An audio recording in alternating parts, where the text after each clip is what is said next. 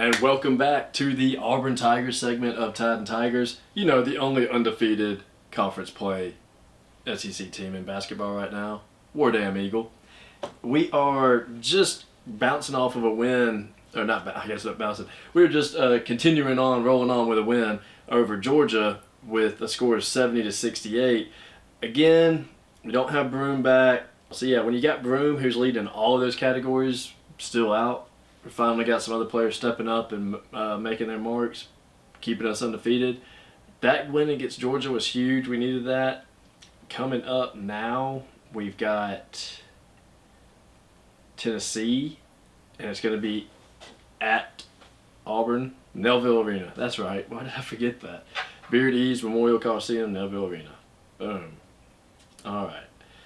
That place is going to be jumping. The matchup predictor on ESPN's got Auburn at 73.8%. I'm sure that line is going to be absurd, somewhere at like a 10, 12-point line. Like that's not realistic, but I do still see Auburn winning by 10 points somehow. But hopefully Broom gets back here and gets into the rotation. He didn't have to play the whole game. He didn't even have to start. Just get him back into that rotation. I think that will be the game changer and keep us as an undefeated SEC play. After Tennessee, we've got LSU, at LSU, and then we've got Ole Miss again, at Ole Miss this time. I don't think that's going to be any challenge. We just fine. Oklahoma, and then the matchup, I think, that's going to be 10 times better than this Tennessee matchup, is against Florida. It's going to be in Auburn. I do think me and Brett might have to make a trip to Auburn for this game. Maybe not. I forgot we mentioned this last time. That is my wife's birthday. So she might wring my neck if I try to dip out just for a basketball game with my buddy. But maybe it's for work. Maybe it's for the show. We'll find out. Maybe she'll want to go with us. This is going to be a great matchup, Auburn versus Florida. And looking forward to that. We won't get too far ahead of ourselves because we'll have plenty of opportunities to talk to y'all before then. But going on, really there's not much news besides that. Auburn's just dominating in basketball.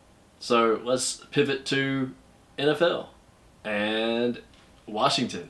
My team, the best team, America's team, because nobody cares about Cowboys, I promise you. It's Washington.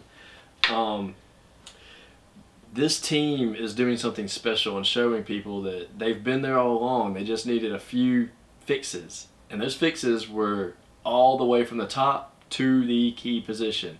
You had to go from ownership all the way down to coaching, all the way down to the quarterback. Everything else is already in place. We had defensive players. We had offensive players.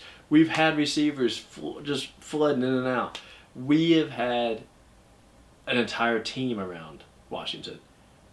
We've had detrimental quarterback play from injuries or from bad coaching, just bad decisions, to bad ownership that had to be revamped and redone. And this is what it brought us. So this should show teams like the Giants and a few other teams, we'll leave them remain nameless, that it needs to be done. Well, let's not remain nameless. Cowboys, Jerry Jones. You just need to sell the team. You don't want it for your kids. Get it out. It will be better off. Washington's proving that with new ownership and new leadership. I do believe that Washington's going to win this divisional playoff game. Will win big if so. And I do think we might be in luck to see a Washington and Buffalo Super Bowl. And if that plays out, it will be an incredible game because you've got the NFL's Chiefs out of it, so you don't have to worry about it being rigged and favoring their side. You've got great quarterbacks competing against awesome defenses and having to do whatever they can to win with running backs that'll work their butts off. So I'm looking forward to that being a possibility. But let's get through this weekend first. Washington, take it away, baby. HTTR.